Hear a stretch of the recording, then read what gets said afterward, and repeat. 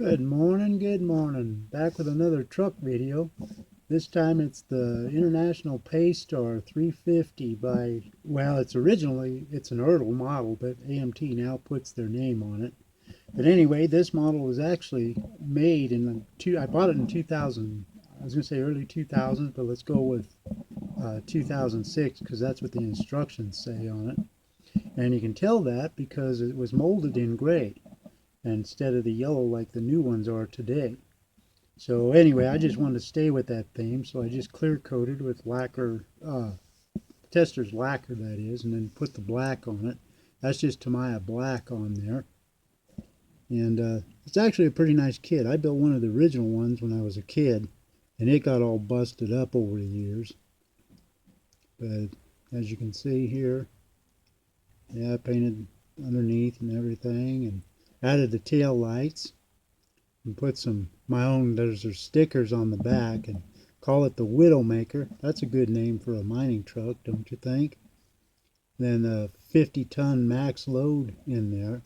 And also, well, we'll get to that in a minute. I'll show you the whole truck here on there.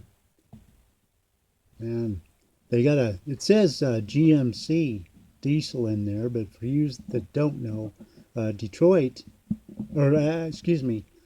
GMC or GM owns Detroit because the valve covers say Detroit diesel on there.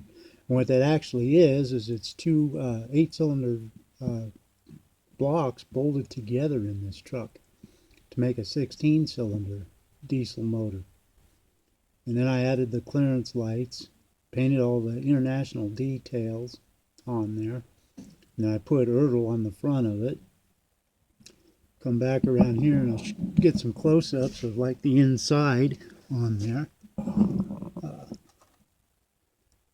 Very plain interior in there, but you can still see it on there and all the little details. But what I wanted to show you guys was there's the sticker.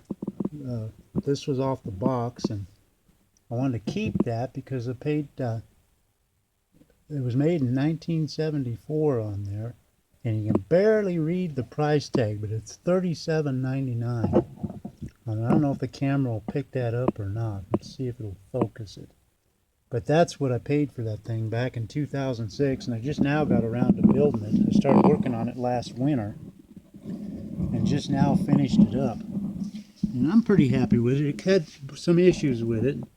And obviously, I don't know, I've often thought that Ertl must have been halfway through this model when they sold it out to AMT on there, just because there's some things on it that don't fit with the Ertl models and that are built in the past. And I often thought that AMT might have let them finish it, or AMT finished it up.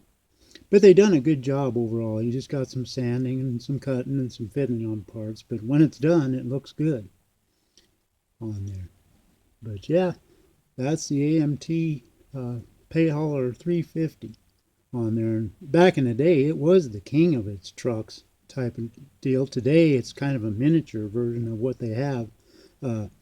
Cat used to be the big builder of them, and then even they got beat out. And I can't remember if it's T-Rex or somebody else makes an even bigger one now these days. But anyway, it's still a very nice model, steerable wheels. I don't know if I can get underneath it without it rolling to show you guys the chassis on there. Let's see. You can get around there.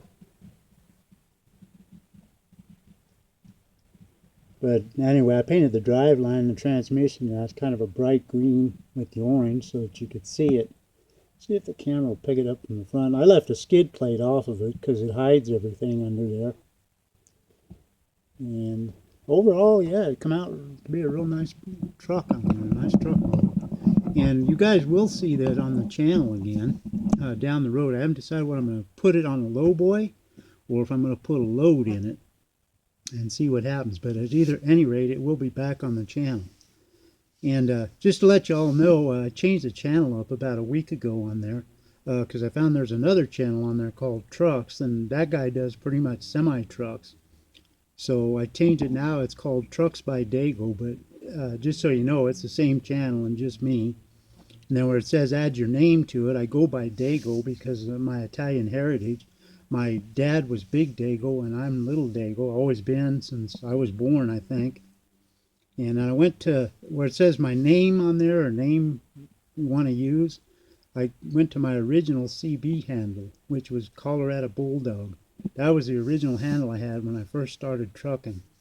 So anyway, that's what that's all about. Hope you guys like the video. Take care. Thanks. And thanks for all the nice comments and the views. I appreciate it. And we'll keep them coming. Take care.